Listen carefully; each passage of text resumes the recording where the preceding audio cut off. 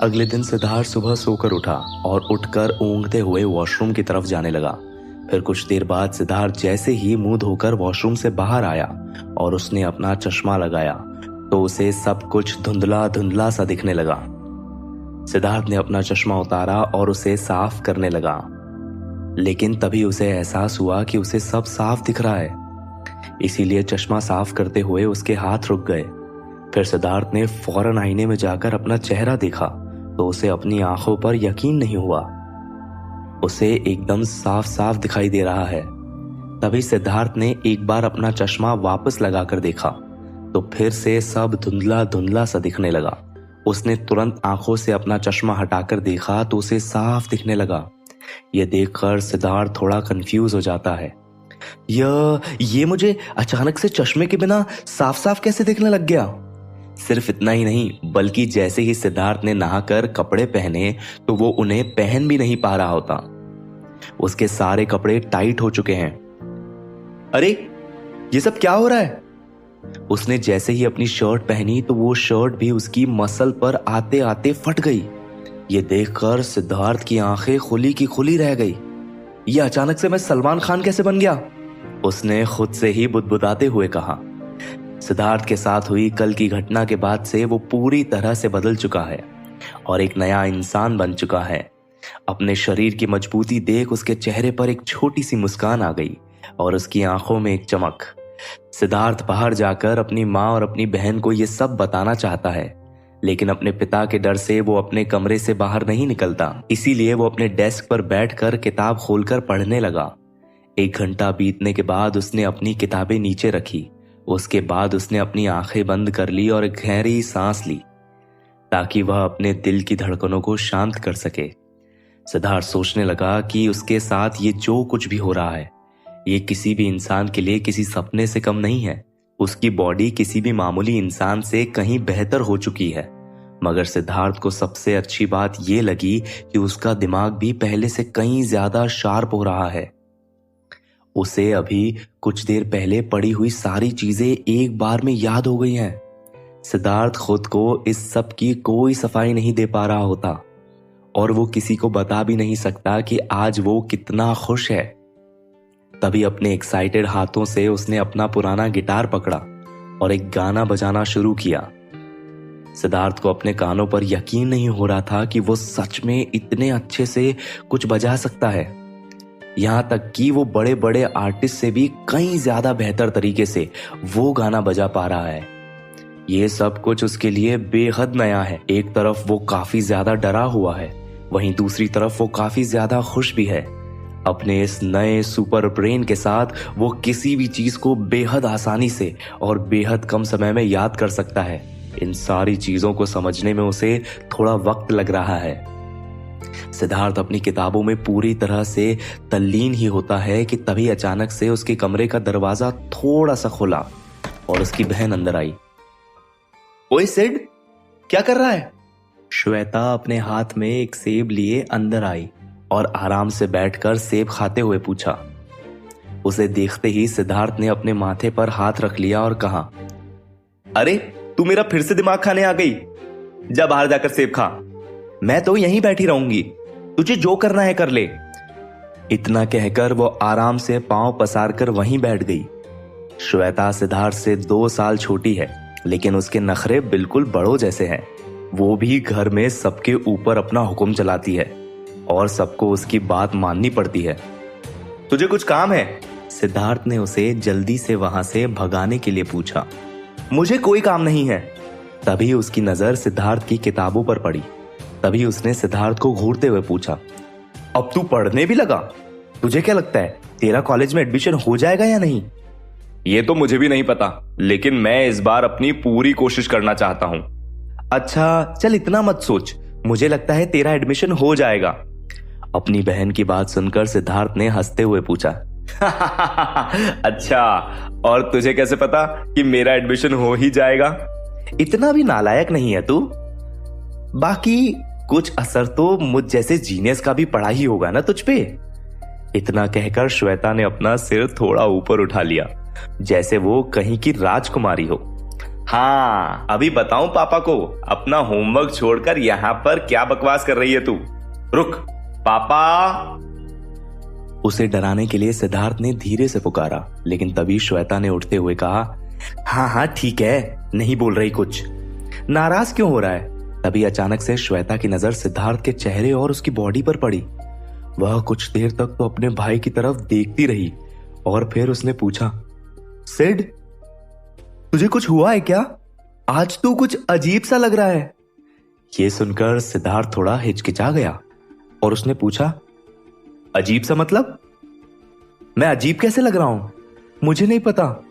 फिर श्वेता ने कुछ सोचते हुए जवाब दिया, पता नहीं, लेकिन हाँ कुछ तो अजीब जरूर है। इतना कहकर श्वेता उसके कमरे से चली जाती है। श्वेता अपने भाई को ये नहीं बता सकती कि अचानक से उसे सिद्धार्थ पहले से काफी ज्यादा हैंडसम लग रहा है और उसकी आंखों में एक चमक है जो श्वेता ने आज से पहले कभी नहीं देखी। यहां तक कि वो कुछ इंच लंबा भी लग रहा है। लेकिन इन सब की वजह क्या है? कुछ देर बाद सिद्धार्थ के पिता बसंत घर लौटे और सीधा अपने कमरे में जाकर अलमारी खोलने लगे। जैसे ही उन्होंने अंदर का लॉकर खोला तो तभी सुनीता अंदर आ गई और उन्होंने अपने पति से पूछा, अरे गुड़िया के बापू, ये सब क्या करत हो? उन्हें समझ में नहीं आ रहा कि अचानक से बसंत लॉकर खोलकर क्या कर रहे हैं। उन्होंने पीछे मुड़कर देखा और अपनी बीवी से कहा, हमका ये सब रुपया निकाले का पड़ी गुड़िया की माँ। अगर हम ये रुपया नहीं निकाले तो हमरा बिटवा किसी स्कूल में नहीं पढ़ पाएगा, उसकी जिंदगी खराब हो जाए। बसंत की बात सुनकर सुनीता काफी परेशान हो गई। उसने तुरंत बसंत के करीब जाकर उनसे पूछा, पर गुड़िया ऊका का हुई? हमने पाई पाई करके ऊ की शादी के लिए पैसा जोड़ना शुरू किए हैं। अगर हम अभी ये पैसा निकाल ले तो ऊ के लिए का बची? अपनी बीवी की बात सुनकर बसंत कुछ देर के लिए सोच में पड़ गए। अपनी बेटी का चेहरा अपनी आंखों के सामने आते ही उनकी आंखें भर आई, मगर उन्होंने जवाब दिया, लेकिन गुड़िया की माँ, हमका कछु न कछु तो करना ही होगा। हम अपन बिटुआ को इतना बर्बाद नहीं होने दे सकत। लेकिन तू गुड़िया की फिक्र ना कर। अरे हम ऊ का बाप हूँ बाप, हम ऊ का कहीं से कोई कमी नहीं आने दूंगा, चाहे कुछ हो जाए। लेकिन ऊ की शादी हम धूमधाम से करी। हम और कड़ी मेहनत करबे। एक और जगह रेड़ी लगाने की जगह गली गली जाकर हम फल बेचब। पैसा इकट्ठा हो जाएगा गुड़िया की माँ, हम पर भरोसा रख। सुनीता की आंखों में आंसू है। वही दूसरी तरफ सिद्धार्थ कमरे के बाहर छुपकर सारी बातें सुन रहा है। ये सब सुनकर वो भी अपने आंसू रोक नहीं पाया। ये सब मेरी वजह से हो रहा है। मेरे माँ बाप इतनी तकलीफ में सिर्फ मेरी वजह से हैं। तभी अचानक से उसे किसी के कदमों की आवाज सुनाई देती है और वो चुपचाप नाहम जल्दी में अपने कमरे में चला गया। बसंत उसके कमरे में आए और उससे कहा, चला जल्दी से अपना बुशर्ट पैंट पहन तैयार हो जाओ, हम तुम्हारे स्कूल जा रहे हैं। घर से कुछ ही दूर बने बस स्टॉप से बस लेकर वो दोनों सिद्धार्थ के स्कूल निकल गए। पूरे रास्ते उन दोनों ने किसी से कुछ नहीं कहा। बसंत को देखकर लग रहा था जैसे उनके मन में काफी कुछ चल रहा है। उनके माथे की लकीरें एक बार भी नहीं मिटी। आखिर में जब वो दोनों दिल्ली स्कूल ऑफ एक्सीलेंस के गेट पर पहुंचे तो सिद्धार्थ ने देखा कि उसके पापा ने एक गहरी सांस ली और अपनी जेब में पड़ी हुई उस पैसों की गड्डी पर हाथ घुमाया। फिर वो दोनों सीधा मिस्टर वर्मा के ऑफिस की तरफ चल दिए। ऑफिस के सामने पहुंचकर अंदर जाने से पहले बसंत के मन में एक साथ काफी सारी बातें चल रही थी, जैसे आज वो किसी भी कीमत पर खाली हाथ यहां से नहीं जाने वाला। सिद्धार्थ को स्कूल से निकाल दिया गया है और इसी सिलसिले में सिद्धार्थ और उसके पापा उसके प्रिंसिपल मास्टर वर्मा से बात करने आए हैं। तभी बसंत ने उसके ऑफिस का दरवाजा खटखटाया। किसी के दरवाजे खटखटाने की आवाज सुनकर मिस्टर वर्मा ने अपनी सख्त आवाज में कहा, कम इन। मिस्टर वर्मा की आवाज सुनकर बसंत ने अपने पीछे खड़े सिद्धार्थ की तरफ देखा और उसने धीरे से अपना सिर हिलाया। फिर वो दोनों मिस्टर वर्मा के ऑफिस में एक साथ अंदर आए। सिद्धार्थ को वहां पर देखते ही मिस्टर वर्मा के चेहरे के हाव भाव तुरंत बदल गए और वो नाराज होकर गुस्से में कहने लगे, तुम्हें तो हमने स्कूल से निकाल दिया था ना, तो फिर तुम यहां क्या कर रहे हो? सिद्धार्थ अपना चेहरा नीचे झुकाए वहां खड़ा रहा और उसने कुछ नहीं कहा। निकल जाओ यहां से। तुम्हें क्या लगता है कि तुम्हारा जब मन करेगा तुम यहां पर आ सकते हो? जैसे अभी तुम इस स्कूल में पढ़ते हो, अभी के अभी चुपचाप यहां से चले जाओ। प्रिंसिपल को इस तरह से नाराज देखकर बसंत तुरंत सिद्धार्थ के आगे आ गए और उन्होंने वो पैसों की गड्डी मिस्टर वर्मा की डेस्क पर रखते हुए कहा, साहब ऐसा जुल्म मत कीजिए। हम अपने इस नालायक बिटवा को यहाँ पर हुजूर से माफी मांगने के लिए लेकर आया हूँ। हमका पता है कि आप ई का माफ कर दे। ई तो अभी बालक है, ई का बिल्कुल भी समझ नहीं है, लेकिन ई धीरे धीरे सब सीख जाएगा। नहीं बसंत, अब और नहीं। अब ये बात मेरे हाथों से निकल चुकी है। अब मैं तुम दोनों बाप बेटों की बात बिल्कुल नहीं मानूंगा। इस बार तुम्हारे बेटे ने सारी हदें पार कर दी।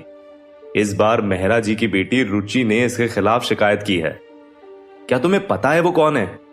वो हर साल हमारे स्कूल को लाखों का डोनेशन देते हैं। अब तुम दोनों चुपचाप यहां से निकल जाओ, वरना मुझे सिक्योरिटी को बुलाना पड़ेगा।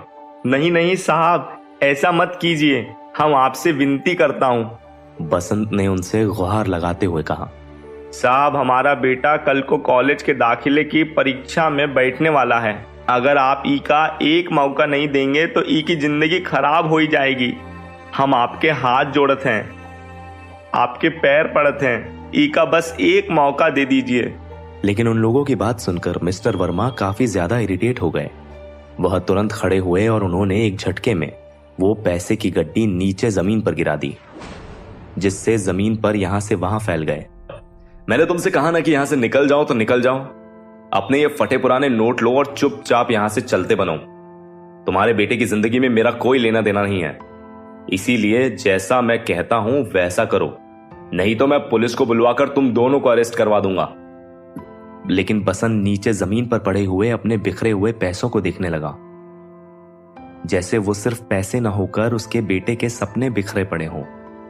उन्होंने अपना खून पसीना एक करके ये पैसा जमा किए थे और आज फिर बसंत अपनी नम आंखों से मिस्टर वर्मा के गुस्सैल चेहरे की तरफ देखता है। आज उन्हें बेहद शर्मिंदगी महसूस हो रही है। वहीं सिद्धार्थ अपने पिता की हालत देखकर हैरान है।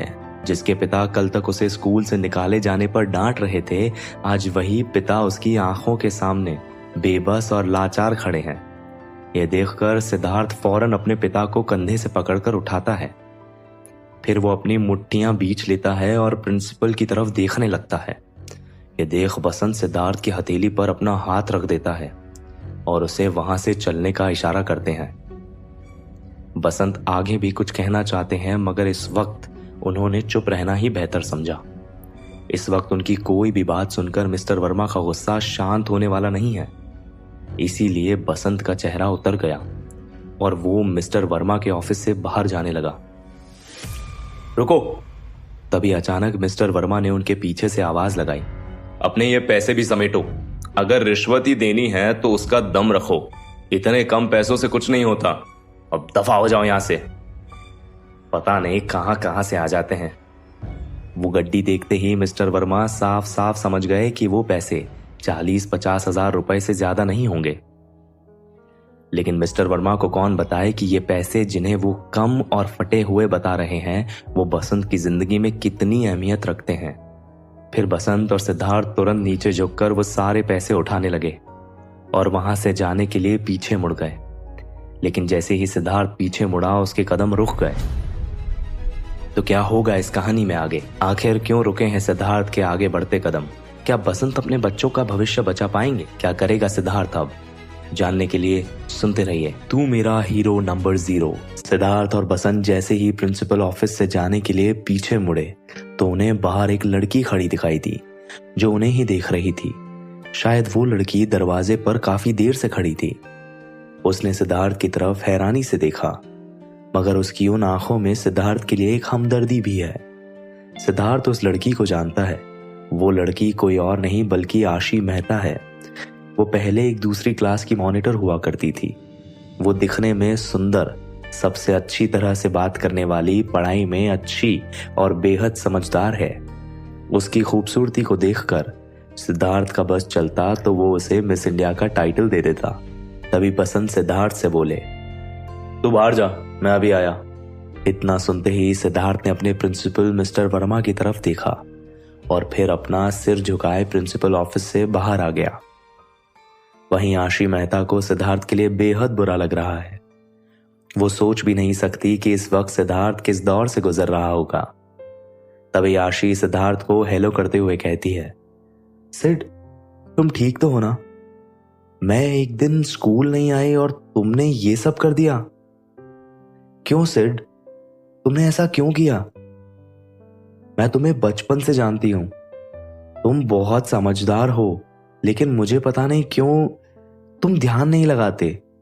पर तुम परेशान मत हो, थोड़ी मेहनत करोगे तो मुझे लगता है कि तुम ये एग्जाम पास कर लोगे। लेकिन इससे पहले तुम्हें बोर्ड एग्जाम्स के बारे में कुछ ना कुछ तो करना ही होगा। अगर तुम्हारे बोर्ड एग्जाम्स में कम मार्क्स आए तो तुम्हें कोई कॉलेज अपने एंट्रेंस एग्जाम में नहीं बैठने देगा। लेकिन ये सुनते ही सिद्धार्थ बस हाँ में अपना सिर हिला देता है। इस वक्त वो ज्यादा कुछ बोलने की हालत में नहीं है।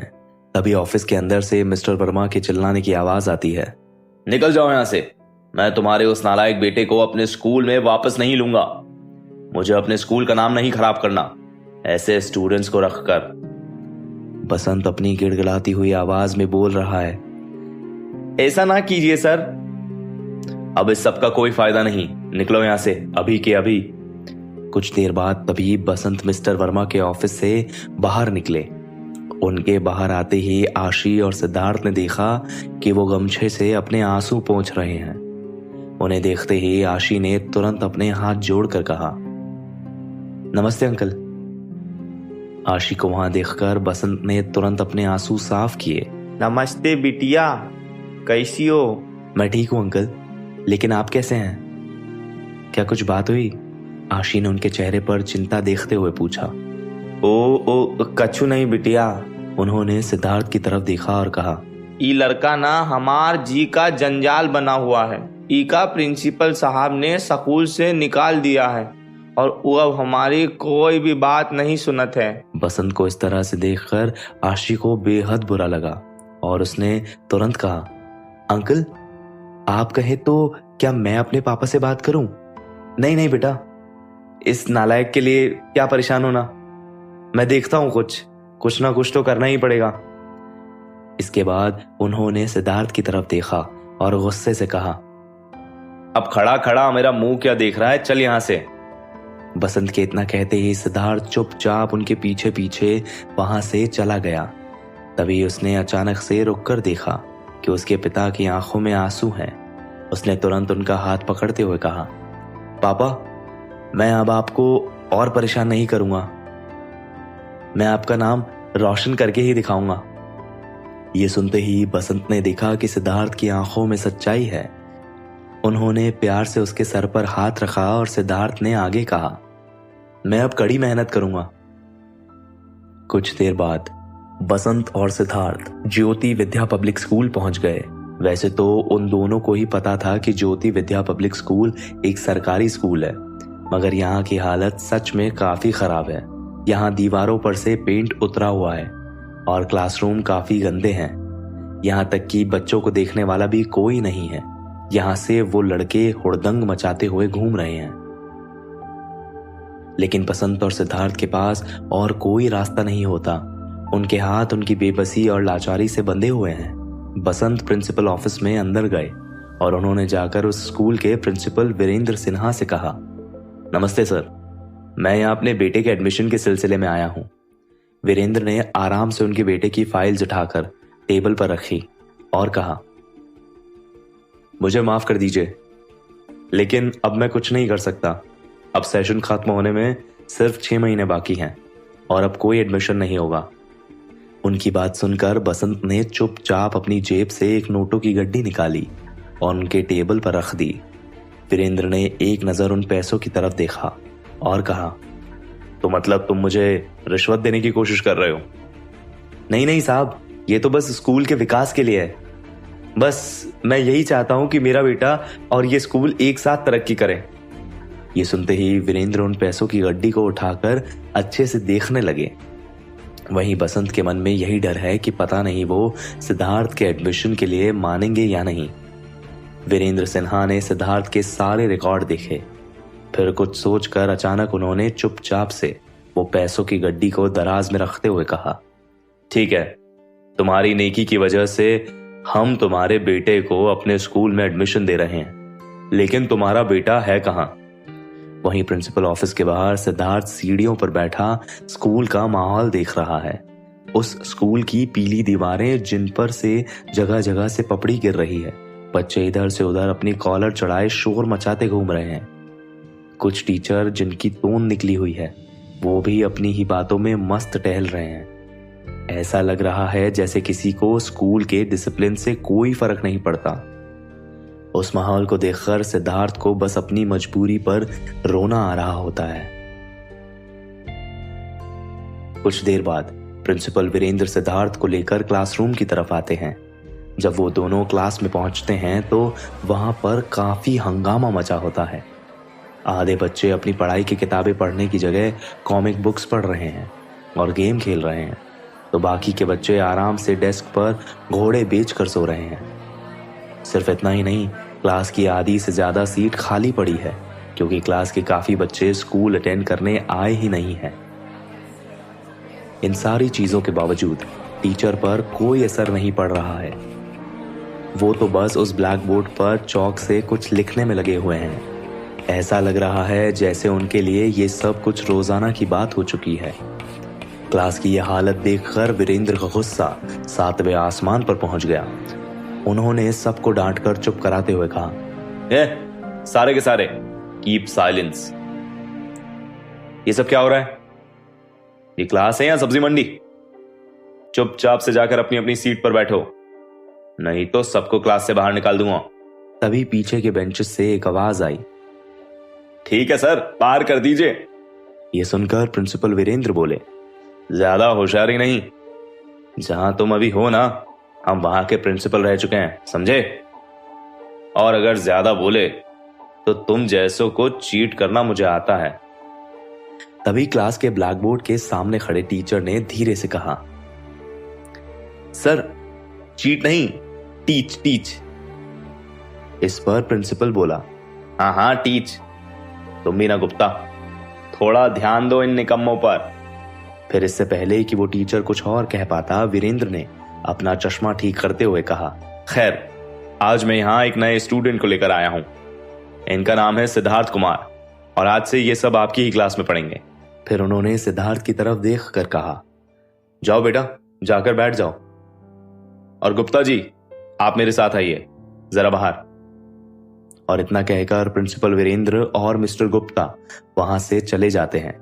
सिद्धार्थ के अचानक मिड टर्म में आ जाने से सभी उसे घूर घूर कर देखने लगते हैं, लेकिन उन्हें क्या पता था कि यह स्कूल सिद्धार्थ के लिए कॉलेज एंट्रेंस एग्जाम में बैठने का जरिया है। इस स्कूल के मुकाबले दिल्ली स्कूल ऑफ एक्सीलेंस ज्यादा बेहतर था।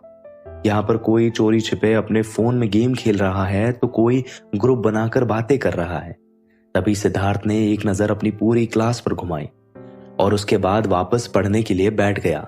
सिद्धार्थ के पास बर्बाद करने के लिए बिल्कुल वक्त नहीं होता, क्योंकि वो अपने माँ बाप को एक बार फिर से निराश नहीं कर सकता। अभी सिद्धार्थ को बैठे ज्यादा टाइम नहीं होता कि तभी अचानक से 2-3 लड़के वहां पर आकर बैठ जाते हैं। उन लड़कों की शर्ट के कॉलर खड़े हैं और उन्होंने अपनी टाई काफी ढीली की हुई है। उनके शर्ट उनके पैंट से बाहर हैं और उन्हें देखकर साफ पता चल रहा है कि वो कहीं से भी पढ़ने लिखने वाले शांत बच्चे नहीं हैं। अबे तुझे पढ़ने के अलावा कुछ और सूझता नहीं है क्या? मैं कब से देख रहा हूं कि जब से तू आया है तब से ये किताब में ही मुंह छुपाकर बैठा है। इसमें किसी लड़की की फोटो वगैरह है क्या? हैं?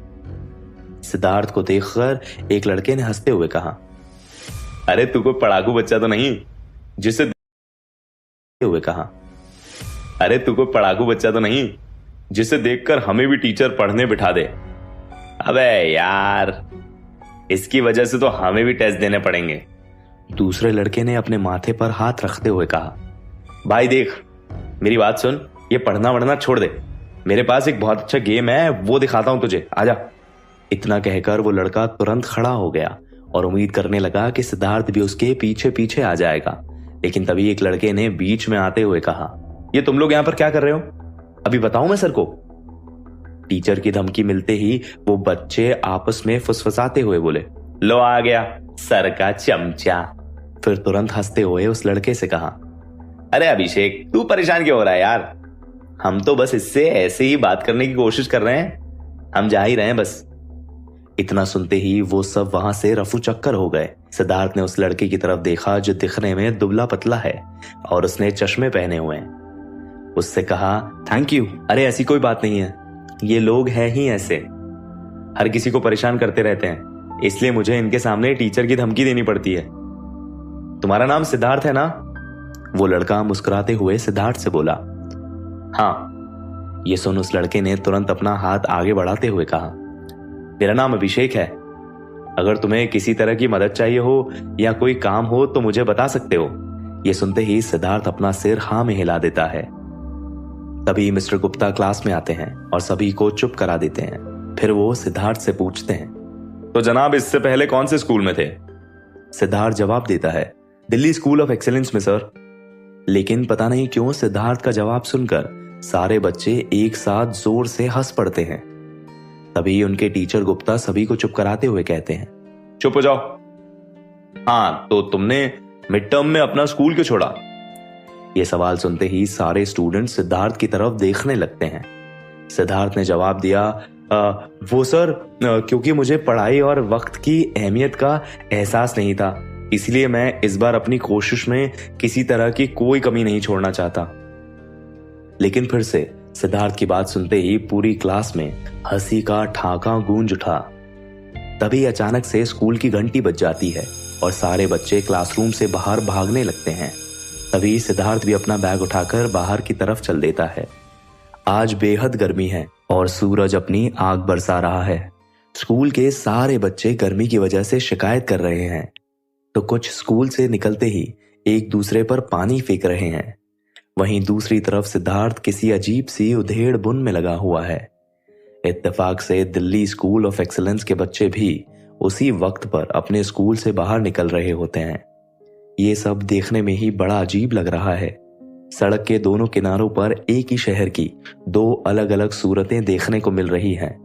जैसे ही सिद्धार्थ स्कूल के बाहर निकलने लगा, तभी कुछ लड़कों ने उसे परेशान करना शुरू किया। बंटी ने कहा, दोस्तों वो देखो, ये महाराज कॉन्वेंट से पढ़कर आए हैं, जरा इनका रुतबा तो देखो। तभी एक लड़का सिद्धार्थ को धक्का दे देता है, जिससे सिद्धार्थ गिरते गिरते बचता है।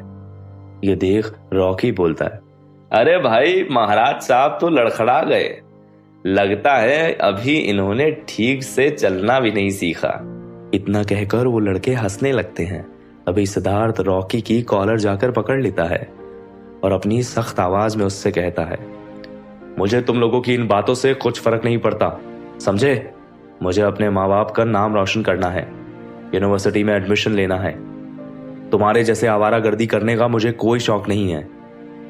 ये सुनकर रॉकी गुस्से में सिद्धार्थ के हाथों से अपना कॉलर छुड़ाते हुए गुस्से में बोला, बेटा, अपनी ये हीरो गर्दी ना कहीं और जाके दिखाइयो।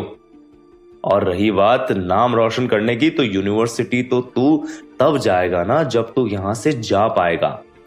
लेकिन सिद्धार्थ रॉकी की आंखों में घूर कर देखता है। वहीं रॉकी भी सिद्धार्थ को घूर कर देखता है। तभी सिद्धार्थ रॉकी का कॉलर छोड़ते हुए बोला, यूनिवर्सिटी में तो मैं जाकर रहूंगा, तुम बस आइंदा अपने काम से काम रखना, समझे? वरना। और इतना कहकर सिद्धार्थ अपना बैग उठाता है और वहां से चला जाता है।